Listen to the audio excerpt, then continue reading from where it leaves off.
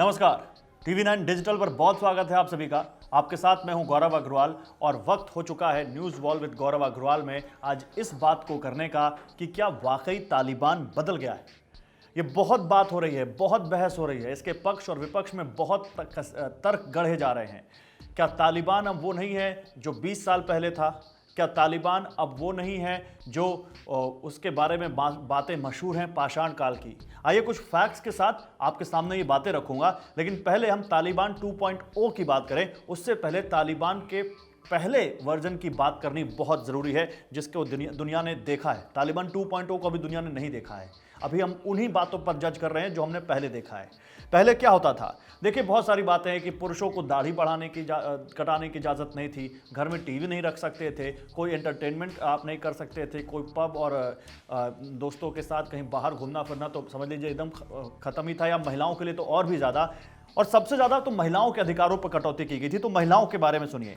महिलाएं बिना बुर्के के बाहर नहीं निकल सकती थी, उनके साथ किसी पुरुष रिश्तेदार होना जरूरी था जब वो बाहर निकलें। महिलाओं को घर की बालकनी में आने की इजाज़त नहीं थी। सड़कों से इमारतों के अंदर महिलाओं को ना देख सके इसके लिए ग्राउंड फ्लोर और फर्स्ट फ्लोर की सभी खिड़कियों को पेंट कर दिया जाता था, शीशों को। कोई पुरुष महिलाओं के कदमों की आहट ना सुन सके इसलिए महिलाओं को हाई हील के जूते पहनने की इजाज़त नहीं थी। कोई अजनबी ना सुन ले इसलिए महिलाएं सार्वजनिक तौर पर तेज आवाज में बात नहीं कर सकती थी।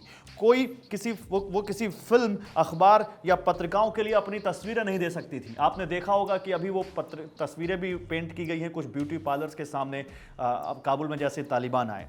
इसके अलावा लड़कियों को स्कूल जाने की इजाज़त नहीं थी। पूरे अफगानिस्तान में संगीत और खेल प्रतियोगिताओं पर खेल गतिविधियों पर पाबंदी थी। पुरुषों को दाढ़ी साफ कराने की इजाज़त नहीं थी, मैंने आपको बताया।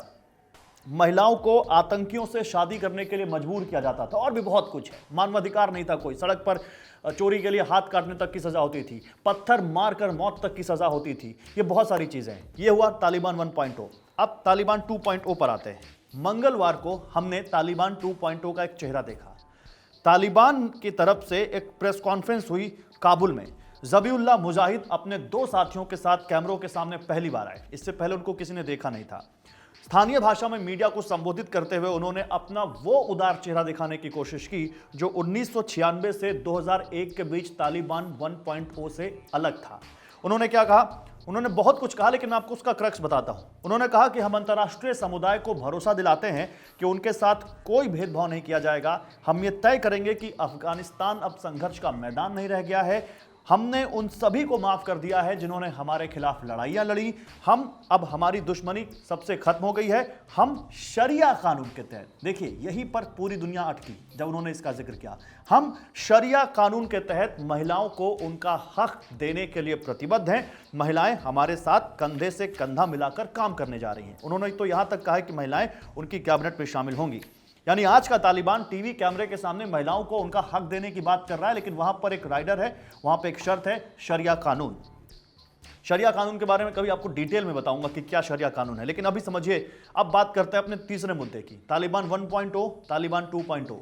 लेकिन क्या तालिबान बदल रहा है? बहुत सारे जानकार इसका जवाब सीधे नो में कह देते हैं और कुछ वेट एंड वॉच की बात करते हैं। नो में क्यों कह देते हैं? उनका तर्क है विचारधारा वही है। तालिबान में आज भी एक चुनी हुई सरकार जा चुकी है, लोकतंत्र नहीं बल्कि गणतंत्र है। और अभी जब काबुल आए हैं ये तालिबानी लड़ाके, तब भी वो सड़कों पर वही बड़ी बड़ी कार्बाइन, मशीन गन, बंदूकें, रॉकेट लॉन्चर लेकर घूम रहे हैं। और अभी भी काबुल की सड़कों पर गोलियां चलने की खबरें आई हैं।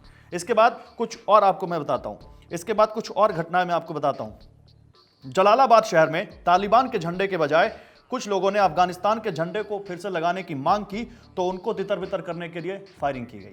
तालिबान क्या और करना चाहता है? देखिए, आज भी अमेरिका का काबुल एयरपोर्ट पर कब्जा है, 7000 ट्रूप्स वहां पर हैं। तालिबान जानता है कि अगर उसने अब इससे ज्यादा कुछ किया तो अमेरिका अभी भी कुछ ऐसा कर सकता है जो तालिबान की इमेज पूरी दुनिया में बिगाड़ सकता है। और ऑलरेडी तालिबान पूरी दुनिया में अपनी इमेज सुधारने की कोशिश कर रहा है। लेकिन इसके बावजूद देखिए, अभी जानकार क्या कहते हैं? जानकार क्या कहते हैं कि अभी हमें इस बारे में थोड़ा इंतजार करना चाहिए, हम पुख्ता तौर पर कुछ नहीं कह सकते।